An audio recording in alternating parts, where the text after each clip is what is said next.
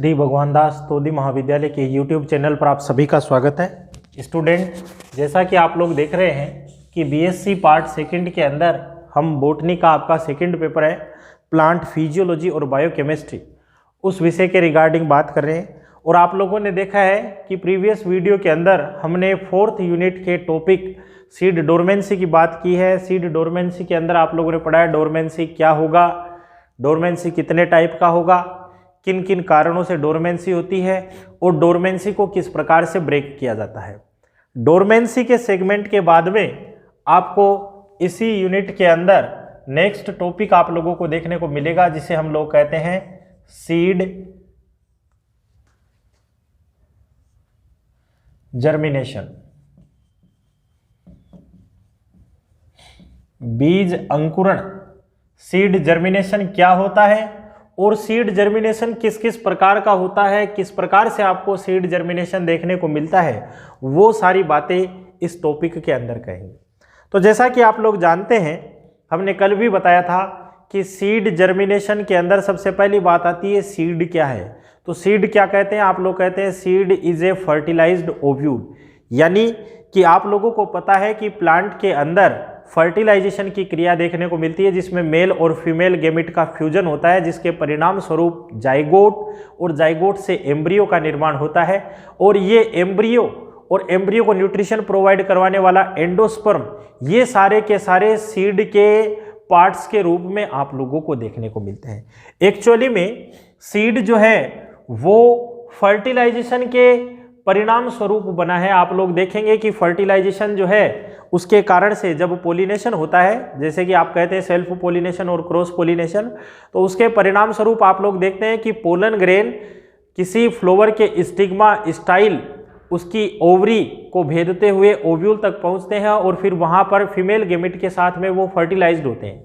तो इस दौरान आप लोग देखते हैं कि इनका प्रभाव आप लोगों को देखने को मिलता है, जिसमें आप लोग कहेंगे कि फ्लावर के जो आवश्यक चक्र होते हैं, जैसे कि आप लोग कहते हैं कि गाइनोसियम और एंड्रोसियम, ये इनके जो पार्ट्स हैं इनके अंदर तो कुछ चेंजेज आएगा, बाकी के जो सहायक चक्र थे जिनके अंदर सेपल पेटल जो थे वो सारे के सारे झड़कर नष्ट हो जाते हैं। एक्चुअली में आपका जो सीड बना हुआ है उसकी सीड की स्ट्रक्चर आपको कुछ इस प्रकार की आप लोगों को देखने को मिलती है। आप कहेंगे कि सीड के अंदर सबसे पहले बाहर की तरफ हमें सीड कोट देखने को मिलता है और ये सीड कोट आप कहेंगे कि दो भागों से बना हुआ है।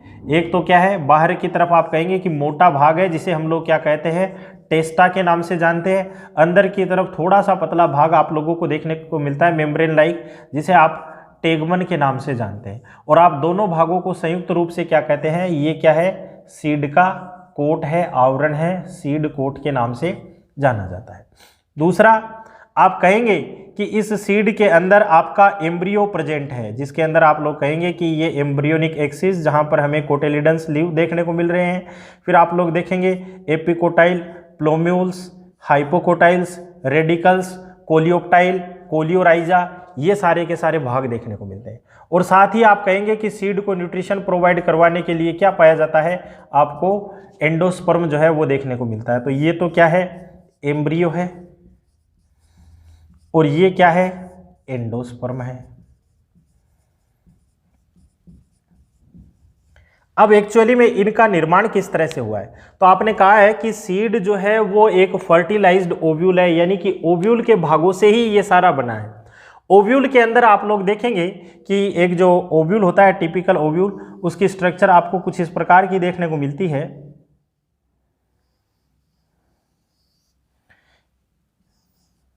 ये आपको एक टिपिकल ओव्यूल जो है वो आप लोगों को देखने को मिलेगा, जिसमें आप कहेंगे कि ये वाला भाग क्या है इंटेग्यूमेंट है।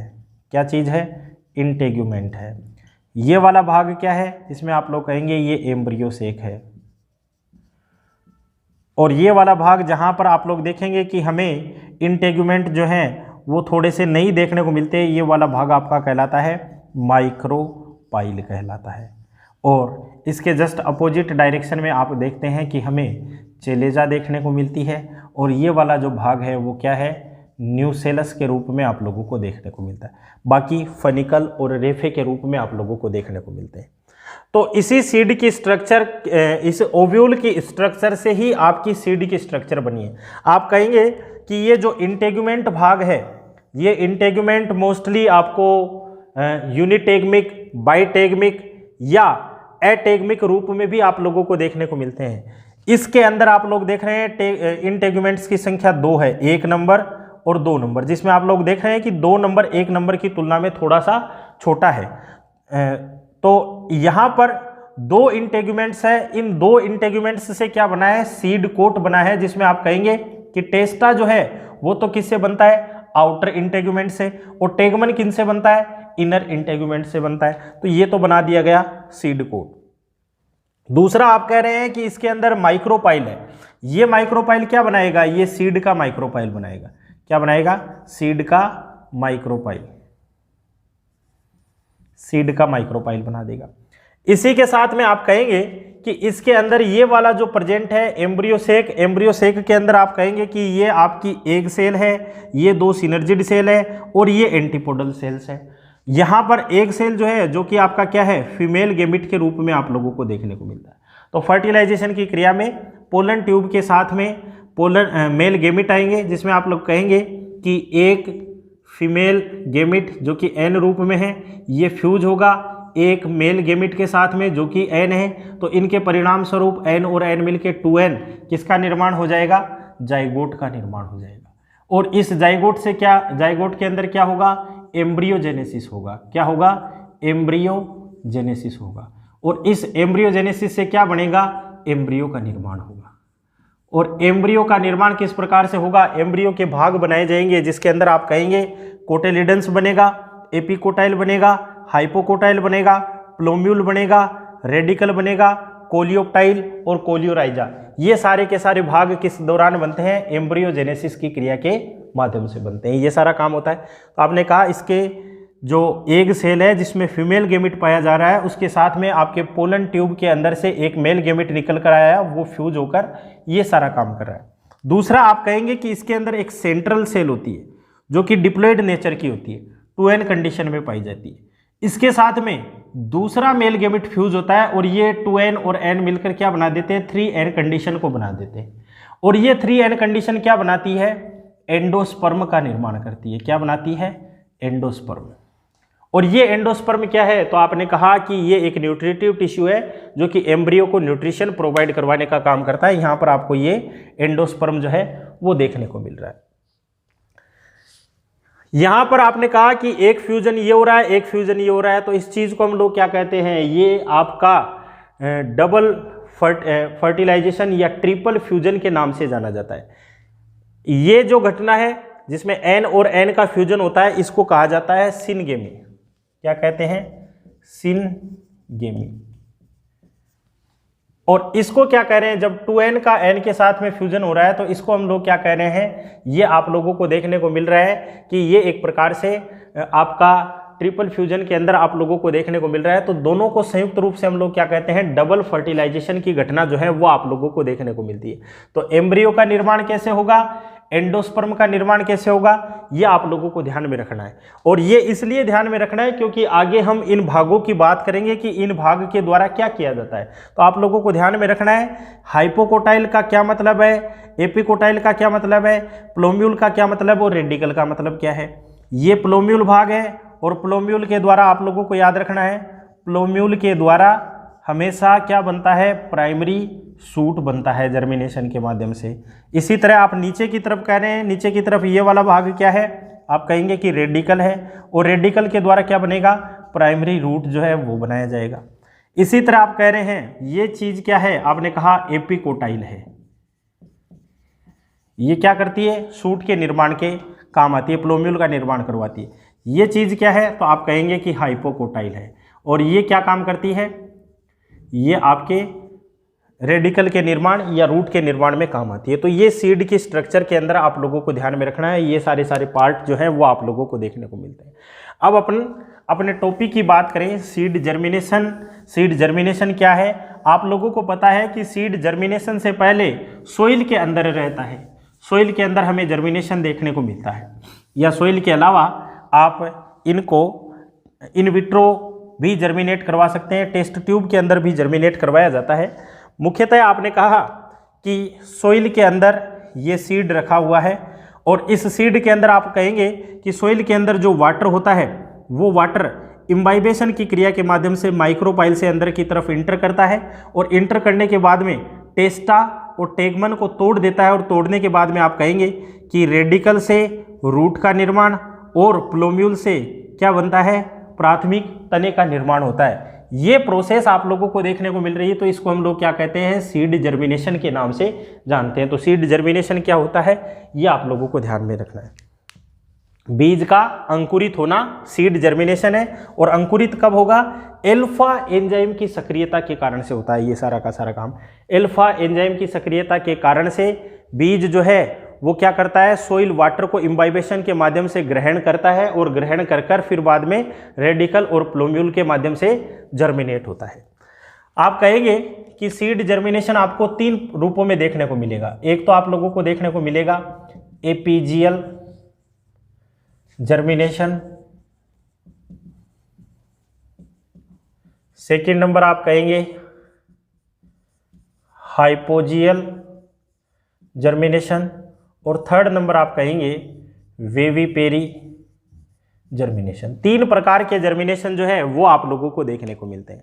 यहां पर याद रखेंगे ये आपको देखने को मिलता है मोस्टली डाइकोट के अंदर, ये आपको मोस्टली देखने को मिलता है मोनोकोट के अंदर, और ये आपको मोस्टली देखने को मिलता है हेलोफाइट्स के अंदर, यानी कि जो लवणीय पादप होते हैं उनके अंदर आप लोगों को देखने को मिलता है।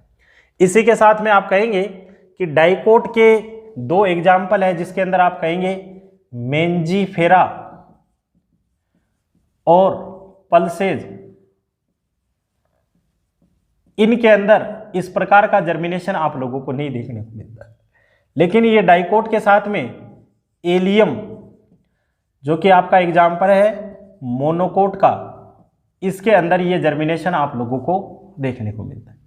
दूसरी बात आप कह रहे हैं हाइपोजियल जर्मिनेशन, जो कि आप लोग कह रहे हैं किस रूप में है आप लोगों का, आप कह रहे हैं कि ये मोनोकोट के अंदर पाया जाता है, लेकिन मोनोकोट के अंदर ये एलियम के अंदर नहीं देखने को मिलेगा। किसके अंदर नहीं देखने को मिलेगा, एक्सेप्शंस है एलियम, एलियम के अंदर ये नहीं पाया जाता है।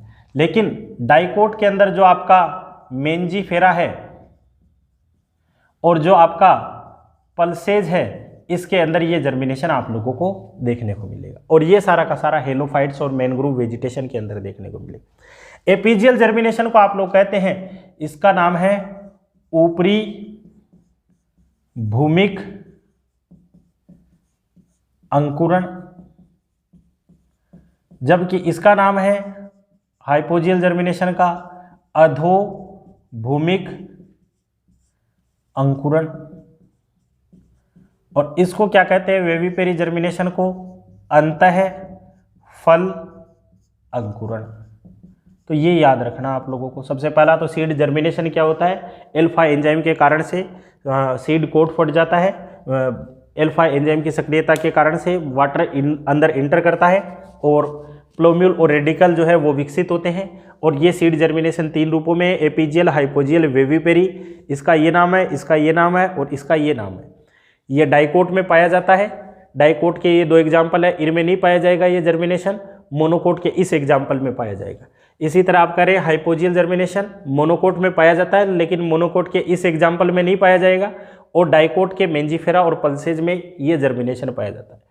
वेविपेरी जर्मिनेशन हेलोफाइट्स या मेन ग्रुप वेजिटेशन के अंदर आप लोगों को देखने को मिलता है। अब एक्चुअली इस जर्मिनेशन के अंदर क्या आप लोगों को देखने को मिलेगा उसकी हम लोग बात करें। एपीजियल जर्मिनेशन के अंदर आपको क्या देखने को मिलेगा, हम बात कर रहे हैं एपीजियल जर्मिनेशन, जिसको आपने कहा है ऊपरी भूमिक अंकुरण। यहां ध्यान दीजिएगा, ये सोइल की सरफेस है, सोइल की सरफेस के अंदर ये सीड रखा हुआ है, और सीड आप कहेंगे कि सीड के अंदर रेडिकल भाग से क्या बनती है, प्राइमरी रूट का फॉर्मेशन होता है, प्राइमरी रूट बना। इसके बाद में आप कहेंगे कि इसके हाइपोकोटाइल के अंदर वृद्धि होगी, और हाइपोकोटाइल के अंदर वृद्धि होने के कारण से आप कहेंगे कि एक हुकनुमा संरचना का निर्माण हो गया, हुकनुमा संरचना बन गई। फिर आप कहेंगे कि ये जब हुक सीधा होगा उस कंडीशन के अंदर आप लोगों को देखने को मिलेगा कि इस हुक के सीधे होने के परिणाम स्वरूप ये कोटेलिडन्स निकलकर बाहर आ गए, तो यहाँ पर ये सीड का जर्मिनेशन हो गया। ये तो क्या बन गया, प्राइमरी सूट बन गया। ये क्या बन गया, कोटिलिडन बन गया। और ये क्या बन गया, तो आपने कहा प्राइमरी रूट बन गया। तीन चीजें हुई है। सबसे पहले रेडिकल से क्या बना है, रूट बना है। फिर क्या हुआ है, हाइपोकोटाइल के अंदर आउटर ग्रोथ हुई है, जिसके कारण क्या बनी है, हुक लाइक स्ट्रक्चर बनी है। क्या बना है, हुक लाइक स्ट्रक्चर बना है। और फिर इसके बाद में ये बना।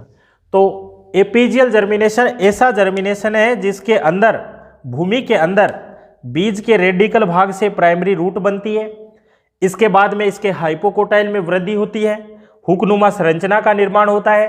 और जब ये हुक सीधा होता है तो आप देखते हैं कि इसके द्वारा बाहर की तरफ प्राइमरी सूट बना दिया जाता है और कोटेलिडन्स जो है वो बना दिए जाते हैं। ये इस प्रकार का अगर जर्मिनेशन देखने को मिले तो उसे आप लोग क्या कहेंगे, ये एपीजियल जर्मिनेशन कहलाता है, जो कि डाइकोट में पाया जाता है, लेकिन मेंजीफेरा और पल्सेज में नहीं पाया जाता है। मोनोकोट के एलियम के अंदर भी ये जर्मिनेशन आप लोगों को देखने को मिलता है। दूसरा टाइप जिसे आप लोग कह रहे हैं हाइपोजियल जर्मिनेशन। हाइपोजियल जर्मिनेशन क्या होगा, एपीजियल के बाद में दूसरी हम बात करें हाइपोजियल जर्मिनेशन।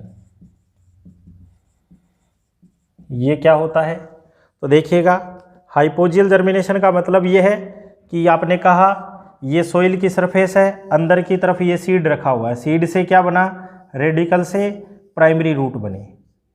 और प्राइमरी रूट के बाद में अब कहेंगे कि इसके हाइपोकोटाइल में वृद्धि नहीं होगी, लेकिन सीड के द्वारा रेडिकल से तो प्राइमरी रूट बन रही थी, लेकिन प्लोम्यूल के द्वारा क्या बनेगा, प्राइमरी सूट का निर्माण करेगा। और आप कहेंगे कि यहाँ पर कोटिलिडन्स जो है वो भूमि के अंदर ही रह जाएंगे। ये तो रह गए कोटिलिडन, ये तो कोटिलिडन्स है, ये क्या है, प्राइमरी सूट है, और ये क्या है, प्राइमरी रूट है। तो ये सारा का सारा निर्माण हो गया।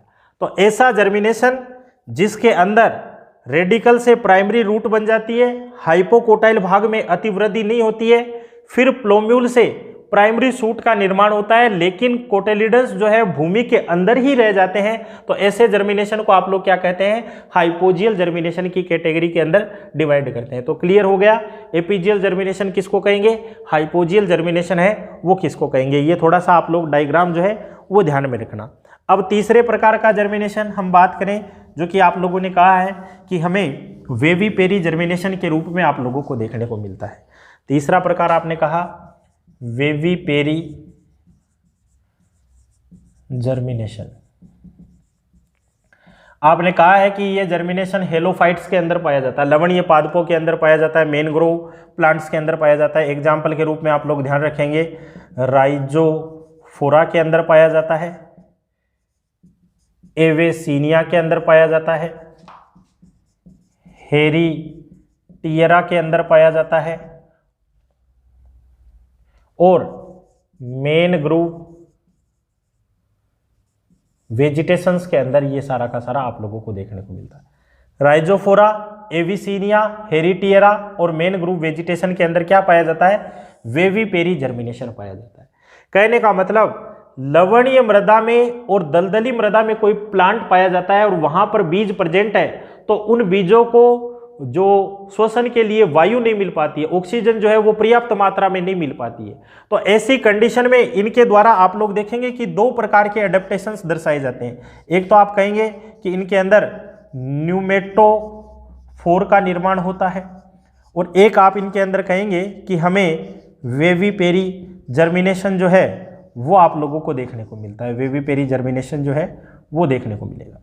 तो न्यूमेटोफोर में क्या होता है, आपने कहा है कि मोस्टली प्लांट का कैरेक्टर होता है कि इसमें रूट हमेशा पॉजिटिव जियोट्रोपिज्म और नेगेटिव फोटोट्रोपिज्म की तरफ ग्रो करती है, लेकिन लवणीय मृदा में और दलदली क्षेत्र में जो पौधे पाए जाते हैं तो इनको ऑक्सीजन पर्याप्त मात्रा में नहीं मिल पाती है तो आप कहते हैं कि जो रूट है वो क्या करेगी, नेगेटिव जियोट्रोपिज्म और पॉजिटिव फोटोट्रोपिज्म को शो करेगी।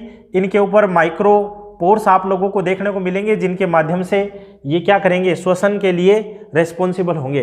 तो अगर ऐसा कोई फॉर्मेशन देखने को मिल रहा है तो इसे हम लोग क्या कहेंगे कि ये न्यूमेटोफोर पाया जा रहा है।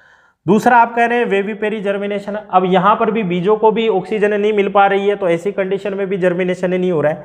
तो आप कहेंगे कि ऐसी कंडीशन में क्या होगा, मान लीजिए कि ये फल है, इस फल के अंदर बीज जो है वो फल के अंदर ही अंकुरित हो जाएगा और इससे क्या बनेगी, रेडिकल बनेगी, रेडिकल से प्राइमरी रूट बन जाएगी और इससे फिर क्या बनेगा, प्राइमरी शूट का फॉर्मेशन। ये क्या बन गया, प्राइमरी शूट बन गया और ये क्या बन गया, प्राइमरी रूट बन गया।